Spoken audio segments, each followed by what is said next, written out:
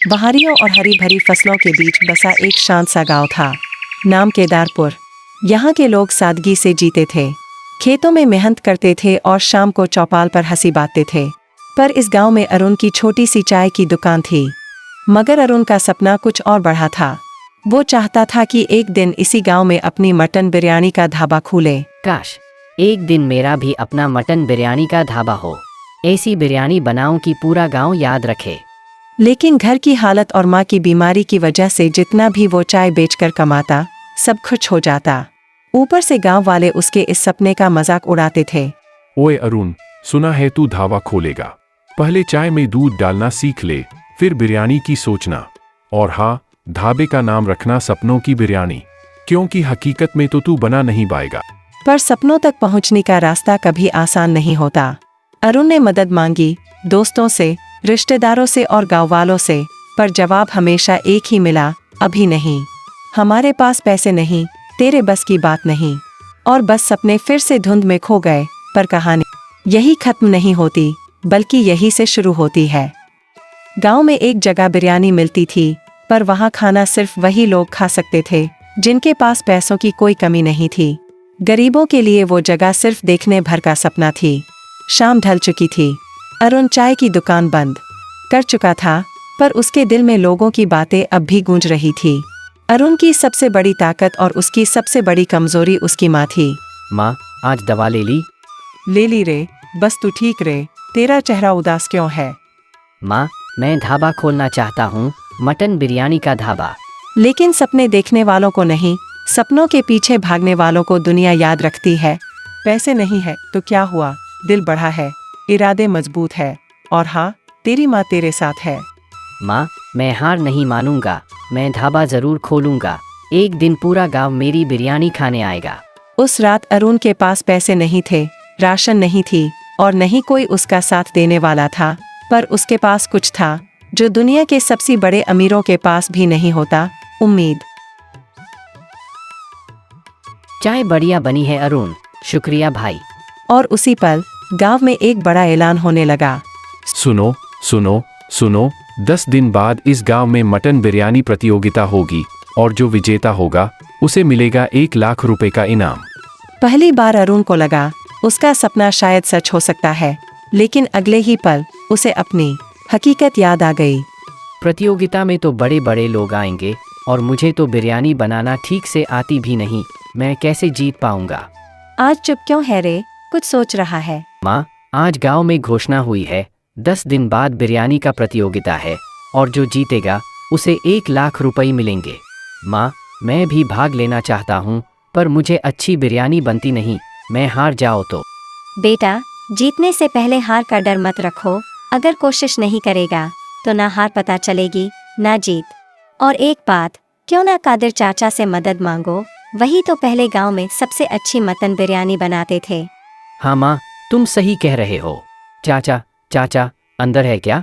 आजा बेटा, क्या बात है? और सब कुछ बताकर चुप हो जाता है। तुम प्रतियोगिता में हिस्सा लेना चाहते हो? हाँ चाचा, पर अकेले नहीं कर पाऊंगा, क्या आप मुझे सिखाएंगे?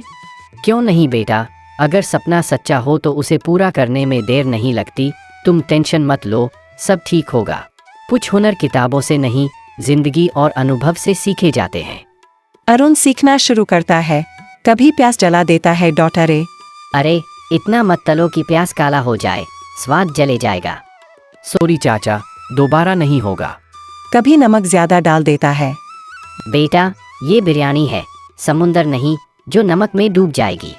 गलतियां जब मुस्कुराते हुए सुधारी जाएं, तो वही सीख बन जाती है। सुना तुमने, अरुण बिरयानी बनाना सीख रहा है। वो अरुण जिसकी चाय कभी एक जैसी नहीं बनती, अब वो कंपटीशन जीतेगा। मुझे तो लगता है वो नमक डाल न भी भूल जाएगा। लेकिन इस बार अरुण सिर्फ मुस्कुराता है। दिन बीते गए, एक एक मसाला, एक एक तकनीक, एक एक गलती सही होती गई। कादिर चाचा आंखें बंद करके एक और चखते हैं, कुछ पल चुप रहते हैं। अरुण घबराया हुआ पूछता है, कैसी बनी? कादिर चाचा धीरे से मुस्कुराते हैं। अब बोल सकता हो बेटा, तू सिर्फ बिरयानी नहीं बना रहा, दिल जीतने वाली बिरयानी बना रहा है। अरुण की आंखें खुशी से चमक उठती हैं। वहां अपनी माँ के पास दौड़ता है। मुझे पता था तू कर लेगा। अब बस इंतजार था उस दिन का जब अरुण का सपना हकीकत से टकराएगा।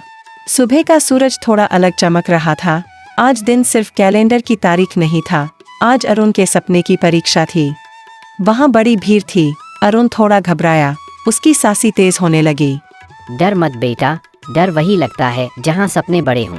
अब सारा भरोसा अपने हाथों पर रख और कुछ हिम्मत अक्सर घर से नहीं उन लोगों से मिलती है जो हमें टूटने नहीं देते। घंटी बजी, प्रतियोगिता शुरू हो गई। अरुण ने धीरे धीरे काम शुरू किया। चावल धुला, मसाले पिसे, प्याज सुनहरा बुना और मटन में वही फॉर्मूला जो चाचा ने सिखाया था। कुछ प्रतियोगी उसे घूर रहे थे, कुछ मुस्कुरा कर बोले, अरे ये तो वही चाय वाला है। अरुण ने बस एक छोटी सी मुस्कान दी। आज वह मजाक का जवाब शब्दों से नहीं, स्वाद से देने आया था। अब सबकी मटन बिरयानी तैयार हो गई तो जजों ने एक एक करके हर प्लेट का स्वाद चखा। माहौल शांत था, बस चम्मचों की हल्की आवाज सुनाई दे रही थी। स्वाद चखने के बाद जज कुछ देर आपस में धीरे धीरे चर्चा करते रहे। फिर उन्होंने उद्घोषक को बुलाया, उसके कान में नाम बताया और अब पूरी भीड़ बस नतीजे का इंतजार कर रही थी।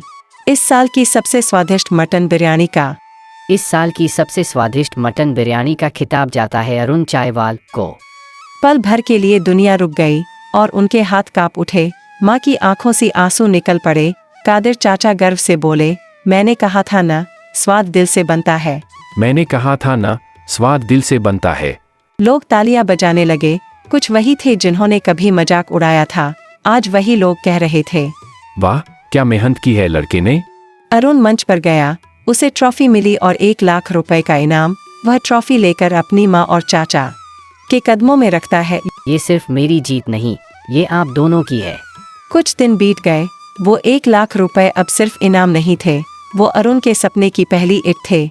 जहाँ पहले छोटी सी चाय की दुकान थी, अब वहाँ एक नया सुंदर सा बोर्ड चमक रहा था, मटन बिरयानी ढाबा।